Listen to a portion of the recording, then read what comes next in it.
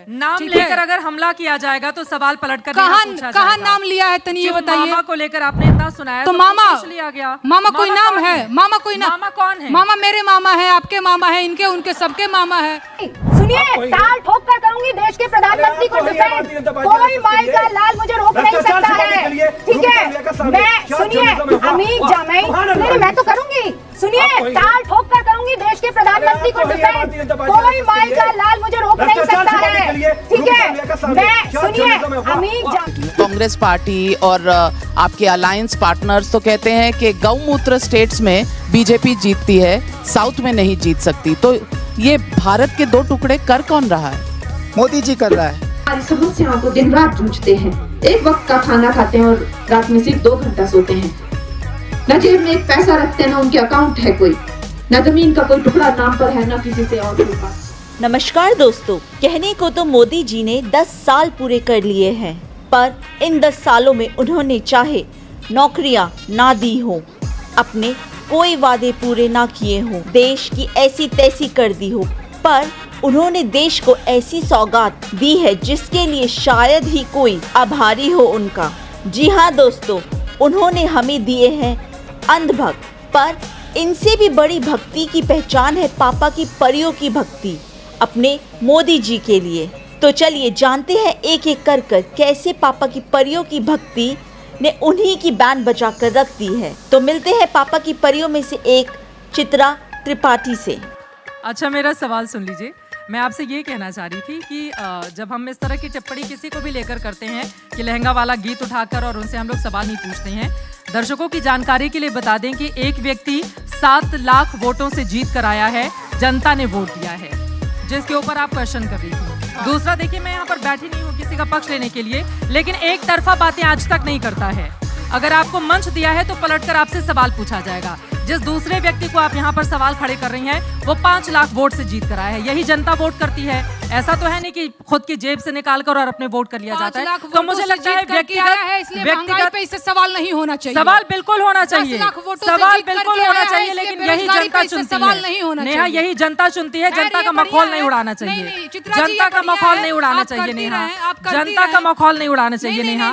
जनता चुनती है सांसदों को और इस वजह से हम लोग सवाल पूछते हैं। गलत बात है। 5 लाख वोटों से जो जीत करके आया है तो आप भारी भरकम दबाव महसूस करती हैं, यानी कि नेहा व्यक्तिगत टिप्पणी, नेहा व्यक्तिगत टिप्पणी नहीं, नेहा व्यक्तिगत टिप्पणी, मैं व्यक्तिगत नेहा व्यक्तिगत टिप्पणी, मैं बिल्कुल नेहा व्यक्तिगत टिप्पणी नहीं कर रही हूँ, व्यक्तिगत टिप्पणी बिल्कुल दोनों तरफ की। अगर आप यहाँ पर किसी एक के बारे में बोलती हैं तो दूसरे के बारे में आप बर्दाश्त कीजिए। किसी एक का नाम भी नहीं लिया, मैंने तो बस इतना कहा कि लहंगा रिमोट से उठाने वालों से आप सवाल क्यों नहीं करती है, बस यही पूछा। आपने देखा है मेरे वीडियो? हाँ, देखे हैं, सवाल नहीं पूछती हूँ मैं। नहीं, झूठ बोल रही है।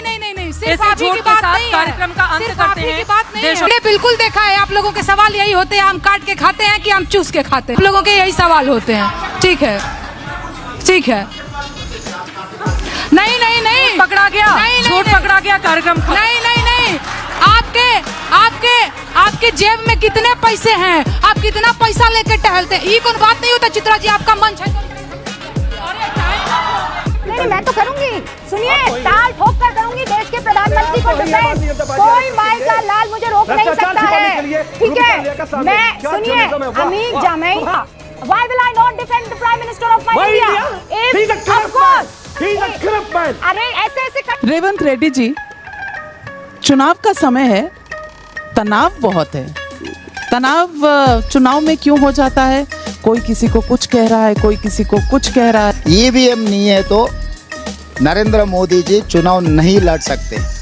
नरेंद्र मोदी जी का भरोसा EVM, ED, income tax, CBI, Adani, Ambani, ये नरेंद्र मोदी जी परिवार है ना, वो परिवार से चुनाव जीतने के लिए कोशिश करिए। परिवार को दूर रख के अगर नरेंद्र मोदी जी भारतीय जनता पार्टी के विचारधारा से अगर चुनाव लड़ेंगे ना, तब पता लगेगा भारतीय जनता पार्टी को कितने सीट मिलती है। कांग्रेस पार्टी और आपके अलायंस पार्टनर्स तो कहते हैं कि गौमूत्र स्टेट्स में बीजेपी जीतती है, साउथ में नहीं जीत सकती। तो ये भारत के दो टुकड़े कर कौन रहा है? मोदी जी कर रहा है। बॉयकॉट क्यों किया प्राण प्रतिष्ठा को? अरे वो बीजेपी पॉलिटिकल इवेंट बना रहे, वो राम सबका बीजेपी से कोई भी नहीं था, खाली प्रधानमंत्री। अडवाणी जी को क्यों नहीं आने दिए? अडवाणी जी को क्यों लेकर नहीं गए? अडवाणी जी को क्यों नहीं आने दिए? मुरली मनोहर जोशी को क्यों नहीं आने दिए? उमा भारती जी कहाँ थी? ये सब सारे जिस दिन अयोध्या में जो हुआ था तब जो लोग हाजिर थे सब लोगों को निकाल दिए। खाली मोदी जी उस दिन आपका वीडियो विजुअल्स दिखाओ। आप नरेंद्र मोदी जी के अलावा राम मंदिर में कोई चलने के लिए एक राम जी मूर्ति थे और बाकी का नरेंद्र मोदी जी थे और किसी को अलो भी नहीं किया। वीडियो देखो आप लोग। मेरे पसंदीदा person is prime minister Modi. उसकी वजह यही है कि वो इस देश के लिए जैसे एक अवतार होते हैं, वो हमारे लिए एक अवतार हैं। वो एक साधारण मनुष्य नहीं है। उनका जन्म जो है इस देश के उद्धार के लिए हुआ है। चाहे वो राहुल गांधी हो जाए, चाहे जिनको चांद पे आलू उगाने हो, या तेजस्वी सूर्या हो जाए जो अपनी गुंडागर्दी करते हैं, मछली उछाल उछाल के खाते हैं, या अखिलेश यादव हो जाए जो अपनी तरह की उठटांग बातें करते हैं, या फिर हमारे यहाँ भी एक शहजादे हैं तेजस्वी सूर्या हो जाए जो अपनी गुंडागर्दी करते हैं, मछली उछाल उछाल के खाते हैं, हमारी समस्याओं को दिन रात जूझते हैं, एक वक्त का खाना खाते हैं और रात में सिर्फ 2 घंटा सोते हैं, न जेब में एक पैसा रखते हैं, न उनके अकाउंट है कोई, न जमीन का कोई टुकड़ा नाम पर है, न किसी से और कोई बात करते हैं, सिर्फ देश देश देश के लिए जीते हैं। एक तरफ वो महान चरित्र है। पापा की परी हो चाहे मम्मी का हेलीकॉप्टर, कृपया घर में ही उड़े।